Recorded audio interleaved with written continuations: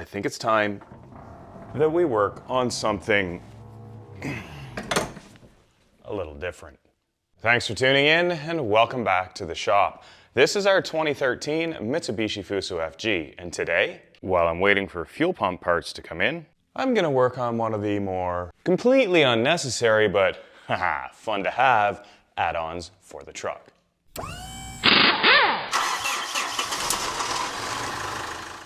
This is a 24-inch air horn from Air Horns of Texas. No affiliation. I actually picked this up used on eBay a number of years ago because it has a really small dent in part of the tip of the trumpet. Doesn't affect the operation of it at all. Now at 24 inches, it's almost as big as the door, and that makes it a little bit harder to find a mounting location. Of course, we could go truck style and mount it on the cab roof, but I've got other plans for up here. It would be kind of humorous to mount it to the door, but I don't really want to do that. I don't really plan on using this as my everyday beep beep horn, unless maybe I'm in New York. Hey, I'm driving here. I kind of want to keep this horn discreet and hidden since we probably don't want to be using it all the time. Well, maybe we do! No, we're not going to use it all the time. So I think in reality I need to pick the cab up again. No, this is always easier with the door open.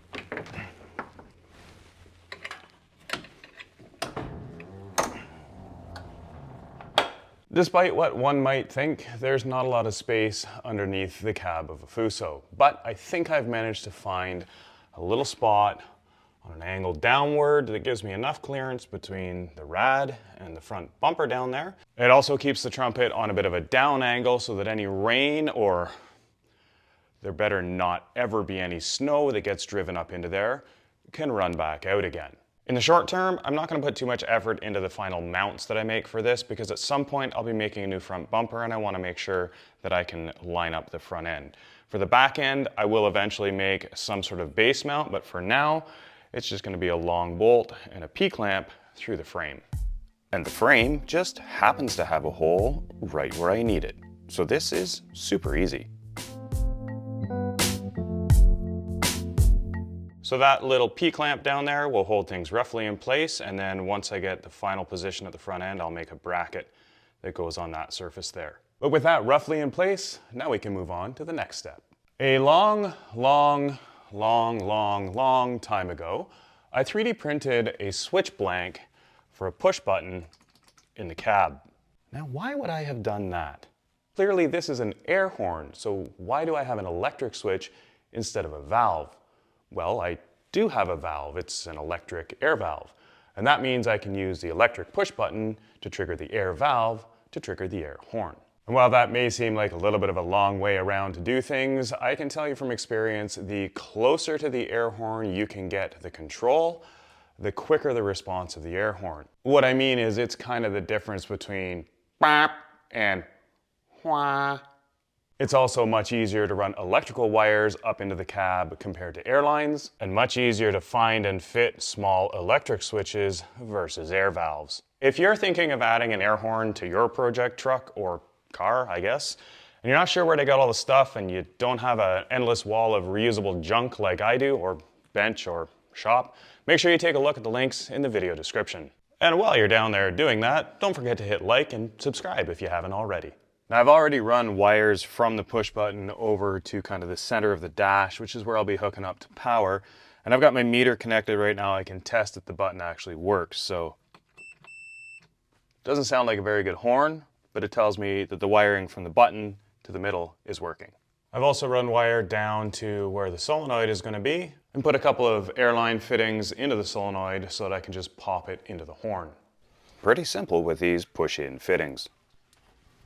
Because this is effectively underneath the truck and exposed to the weather, I'll be using heat shrink butt connectors so that once the wiring is crimped together, we can't get any moisture in to start the connection corroding. I also use marine tinned copper wiring. It's much less prone to corrosion if a little bit of moisture does happen to get in there.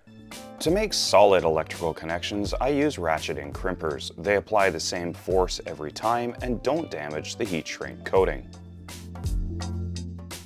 I use my butane torch for heat shrinking, but you can also use electric heat guns. You may have noticed there's a little bit of extra wire there. I always like to build in a service loop because if I need to change that solenoid out later and cut the wires because I used a butt connector, I always have more to resplice. All of this extra wire that you see here, this loop and this stuff, will all be taken care of when I build the permanent mount here. I'll make a little mount for the excess wire. Back up in the cab, it's time to connect the air horn button to the air horn solenoid. For this, we're going to take the positive of the air horn button and ring connect it. And that's going to get power from this terminal strip. Then the wire coming back from the button, which technically isn't ground because it's only gone through a switch, it's still positive. We're going to put a butt connector. And that butt connector is going to go to what would appear to be the positive of the air horn solenoid. Now, solenoids don't really care which way around you hook them up. It's just a coil of wire, so they don't really have a polarity.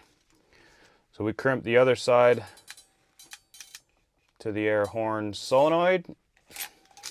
And then the wire coming back from the air horn solenoid, we'll put a ring connector, and that's going to go to this terminal strip for ground. That should complete our circuit. When we push the button, we should get power from here, going over to the button, through the button, back to this wire, down to the solenoid, and back here to ground. All connected, it looks like this. And if you're wondering what these other wires are, they come over here to power my fuel pressure gauge. Now eventually this terminal strip will be powered from the ignition. For now, until I get that wired up, I just power it with my NOCO booster pack. Now you can see my fuel pressure gauge is lit up. I might be able to hear a click when we push this button. Okay, it's a little bit hard to hear through the microphone, but I can hear the solenoid clicking under the truck. And that means if we put air pressure to the solenoid, we should end up with a horn blowing. To get to the air source, I need to run some 6mm or 1/4" air line. I'll start by feeding the line into the frame rail at the front, and then I can feed it along the inside of the frame rail to route it to the... Hang on a minute. Where's he running that airline? This truck doesn't have any air. Yep, I haven't installed it yet. The plan is there'll be two systems on the truck, one for the truck and one for the camper.